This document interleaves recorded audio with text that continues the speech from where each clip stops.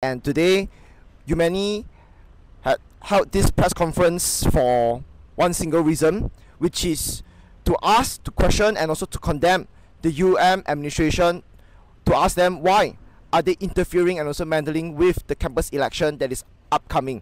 The upcoming campus election will fall on the 2nd of November, which will be the nomination day, and the campaigning period will be the 3rd of November to the 9th of November, and the voting day will start on the 10th of November. And we have found out that there are a lot of actions taken by the administration to threaten the campus election committee so that they cannot conduct a fair and also unbiased election. I'll pass on to my fellow colleagues to talk about this election.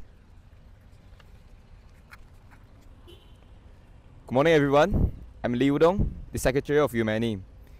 The Campus Election Committee, hereafter known as UMCEC, was originally scheduled to hold nomination on 2nd of November, campaigning from 3rd to 9th of November, and voting on 10th of November, like just what Yi Ze mentioned just now. However, it's reported that the UMCEC originally intended to hold physical voting, but the administration, surprisingly, directly threatened the committee. If they insisted on holding physical voting, the university would completely withdraw election funding, refuse to provide venues, and even refuse to recognize the legitimacy of the election. We must solemnly emphasize here, the power to decide on online or physical voting must be handed over completely or thoroughly to the UMCEC for its ruling, and the administration must not be allowed to intervene or control. The UMCEC must be an autonomous body, completely independent of university control, to ensure the fairness of the election. Let's think about this. If our current Prime Minister Anwar Ibrahim were to mandate the Election Commission of Malaysia to conduct online voting instead of leaving the decision entirely to them, and threaten that the government will cease funding and refuse to recognize the legitimacy of election, then our nation's democratic process will surely be a major regression. If all media friends, students, and the citizens cannot accept such blatant power interference at the national level, then how can we allow this problem to occur within the walls of the esteemed Malaysia's top one higher education institution? Now I'll pass to my another colleague.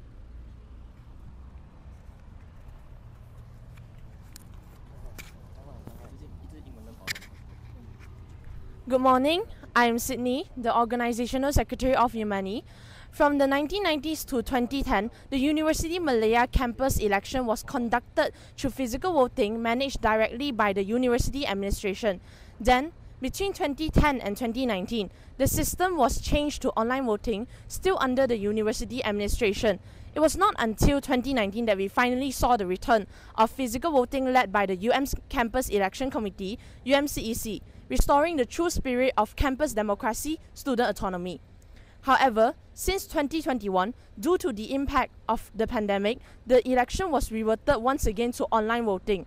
Now that the pandemic has long ended and campus life has also returned to normal, the voting system still remains online, with no signs of reformation.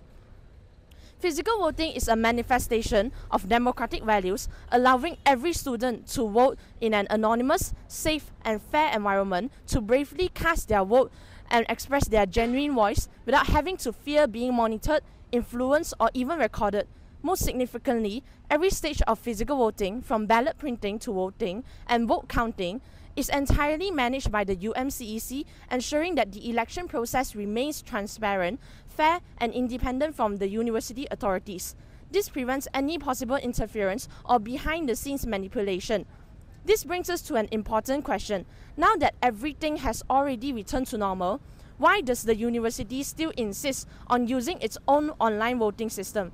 Is the administration deliberately maintaining this system to enable any non-transparent operations? Or does it believe that students no longer deserve a democratic mechanism that is truly controlled by themselves?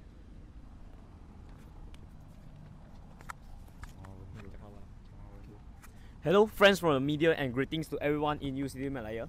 I'm Leon Kwa, Treasurer of Umany. As many UM students are aware, this is now the second consecutive year that UM campus election will be held in Sem 1. and this marked a great setback for campus democracy. Umany has long fought for the principle that campus elections must be held in semester 2 in order to safeguard the freshman rights to be informed. And this stance also clearly supported by the Articles 18(4) of UM Students' Union Constitution, which states that UM Union elections must be conducted before the fifth week of semester 2.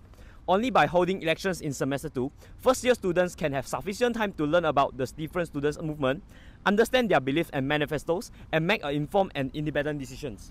If elections are rushed into semester 1, freshmen who have just entered university life are highly vulnerable to influence, especially from orientation week coordinators and senior facilitators. Having once served in both these positions myself, I know firsthand how much power and influence such roles hold over students who are still unfamiliar with campus life.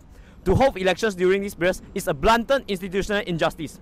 Even worse, there's a real possibility that HEP will select and promote candidates from among these orientation leaders, using them to manipulate freshmen voting tendencies and revive the dominance of pro-establishment forces on campus.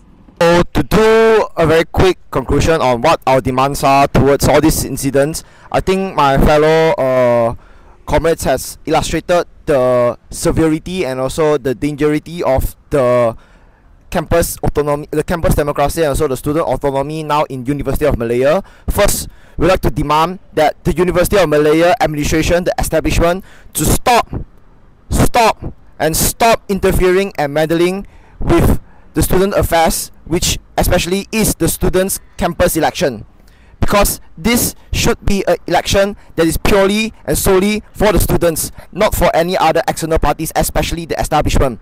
We want the University of Malaya administration to stop interfering with them and to restore back what the UMCC, which is the Campus Election Committee, has proposed. Secondly, we would want the UMCC to bring back the campus election back to semester 2 to truly uphold the constitution of the University of Malaya Student Union, and also to allow the freshmen, especially the year 1 students, to make an informed decision. And also, we want to use this press conference to let everyone think about it.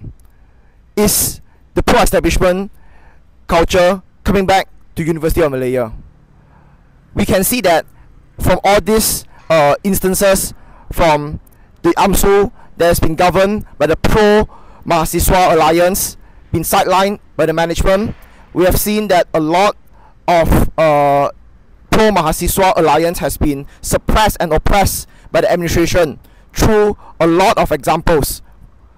But what will happen next? This is the question they would like to pose to all University Malaya students and to the public. If this campus, in the end of the day, has been conquered by a pro-establishment culture or pro-establishment, well, so-called student front, will campus democracy be truly reignited again in this campus? We'll wait and see until the next campus election.